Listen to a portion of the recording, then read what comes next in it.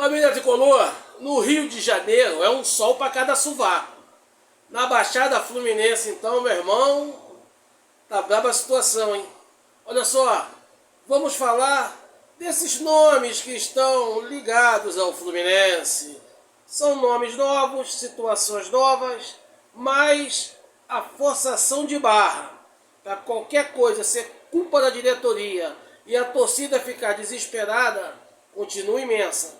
Eu vou contar tudo isso e um pouco mais para vocês. Mas antes, se inscreva no canal, dê o like, ative o sininho e dá aquela moral pra gente, galera. Poxa, compartilhe com o máximo de tricolores possível, valeu? Mas vem comigo que eu te conto tudo, vem comigo.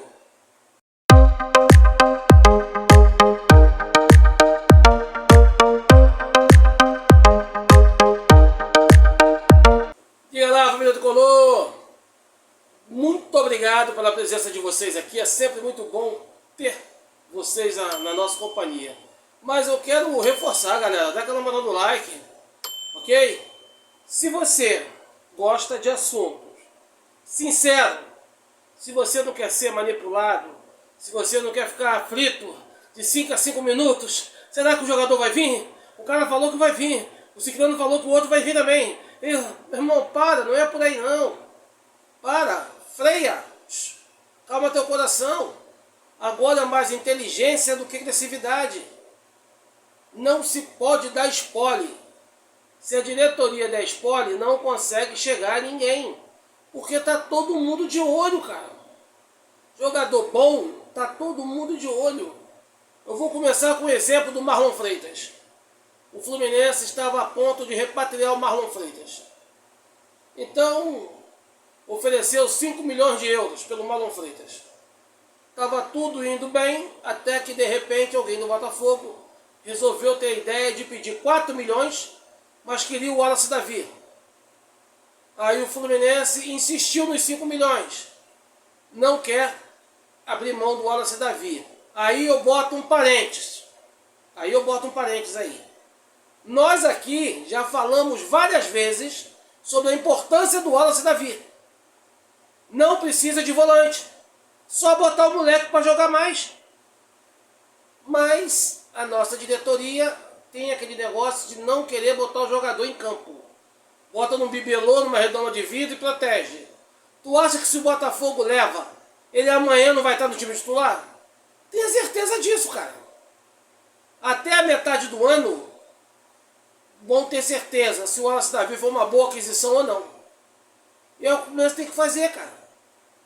Mas, só para deixar em alerta, ok?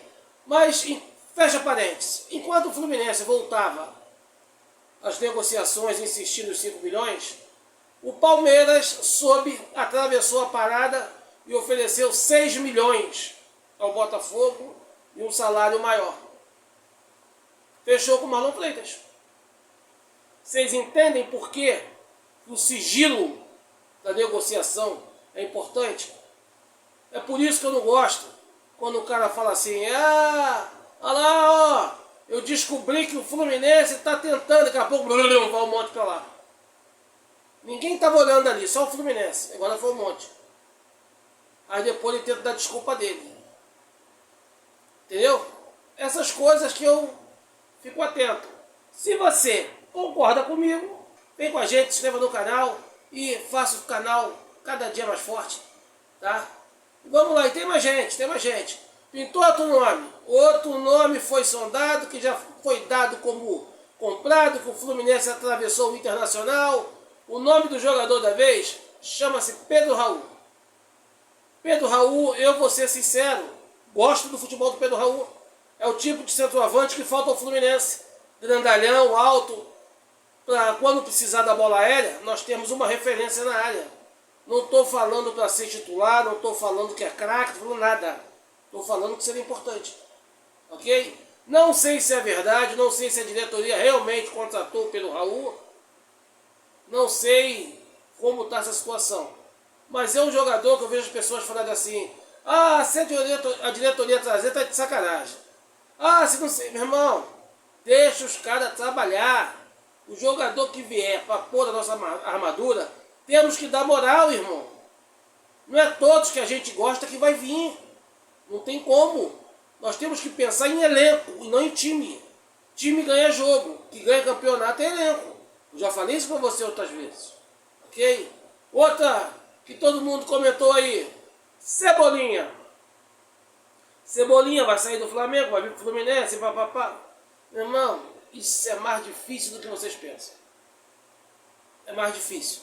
Só se o jogador não tiver moral nenhuma lá. E eu até acho que o Cebolinha não tem. Porque eles têm um pé atrás com o Cebolinha. É impossível? Não é. Mas de concreto, não tem nada. Não tem nada. Diretoria não falou nada, ninguém se manifestou. E para mim o que é 100% é o que a diretoria se manifesta. Nós estamos aí na eminência de trazer o James. Nós fomos o primeiro canal a falar o nome do James. Na verdade, o único canal a falar o nome do James, né? Como sugestão para ser adquirido. Todo mundo só começou a falar do James depois que as negociações já estavam em andamento. Mas ninguém cogitou o James para contratação como nós fizemos. Ok? James chegou ao Rio de Janeiro ontem à noite, deve assinar contrato hoje. Mas só vai estar sacramentado, só vou falar que ele é do Fluminense depois que o clube anunciar. Por enquanto, eu mantenho um sigilo, que é, como dizia o Jaiminho do Chaves, para evitar a fadiga. Agora, eu confesso a vocês que pintou o nome aí, cara, que esse nome...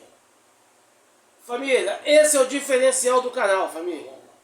Esse nome, se eu sou o Mário Bittencourt, tudo bem que ele não é mais o presidente, que agora é o Matheus Montenegro, mas se eu sou o Mário Bittencourt, eu falo, Matheus, fecha com esse cara agora. Fecha com esse garoto. Não precisa salário alto. Não precisa. Mas traz esse garoto pra cá. Porque eu tô vendo muita gente soltando das redes sociais que Marco Júnior está cavando para voltar ao Fluminense. Cara, eu não sei o que você defende. Eu não sei quais os seus princípios, quais os seus valores, no que você acredita. Tá? Independente qual sejam, eu vou respeitar. Mas eu vou te explicar o porquê que eu contrataria Marco Júnior ontem. Ontem. Quando o Mário Bittencourt assumiu o Fluminense, cara, teve uma debandada, a rapaziada saindo, teve que fazer um balanço para poder reequilibrar as coisas. E muitos dos que saíram acionaram o Fluminense da Justiça. Inclusive o Fluminense ficou devendo algum deles. E foi o caso do Marco Júnior. E isso são palavras do próprio Mário Bittencourt. Quando o Marco Júnior saiu, foi perguntado a ele se ele iria colocar o Fluminense na justiça para poder rever os valores ao qual ele tinha direito. E Marco Júnior soltou na época: eu jamais vou acionar o Fluminense na justiça. Eu sou grato ao Fluminense, o Fluminense me deu tudo, é o time do meu coração. Eu jamais irei fazer isso. E ele foi para o Japão, sucesso no Japão até hoje. Aí eu faço a pergunta para vocês: Marco Júnior é um craque? Não, não é.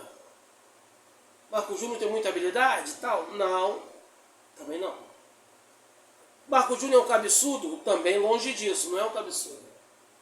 O que mais me encanta no Marco Júnior é o caráter dele, o amor e o respeito ao Fluminense, e que toda vez que ele esteve em campo, ele nunca negou disposição, raça, vontade. Nunca. Nos deu a Copa da Primeira Liga, o gol foi dele. Eu estava lá em Juiz de Fora, naquela final contra o Atlético Paranaense. Estava lá no Clube da Andrade. É um jogador que nunca se omitiu. Sempre que chamado, irmão, uma determinação, uma vontade, um amor ao clube, uma entrega absurda. E como é que eu não posso dar moral para um jogador desse? Sei que todo mundo quer a grife, que é o CR7, que é alguns outros. Eu prefiro dar moral a quem nos dá moral. Ok? Sei que tem muitos que vão falar: ah, o cara tá velho, tá assim, tá com 31, 32 anos, se não me engano. no máximo 33. Mas sempre foi velocista, sempre foi bom jogador, sempre fez os seus golzinhos, mas sempre, cara, não teve momento algum ele deixou de botar raça, vontade e determinação. Esse é o Marcos Júnior que eu vejo e que eu aceitaria no Fluminense de braços abertos. Você acha que isso é motivo para receber Marcos Júnior? Deixe seu comentário aí, ok? Deixe seu comentário que eu quero saber. Família, vou ficando por aqui. Obrigado pela companhia. E mais tarde eu venho que tem mais alguns absurdos aí para soltar para vocês. Ok? Tem um absurdo, cara, enorme. Vamos parar de cair na lábia dos outros. Mais tarde eu volto com vocês. Até mais tarde, família. Tamo junto, Fusão. Lealdade tricolor sempre.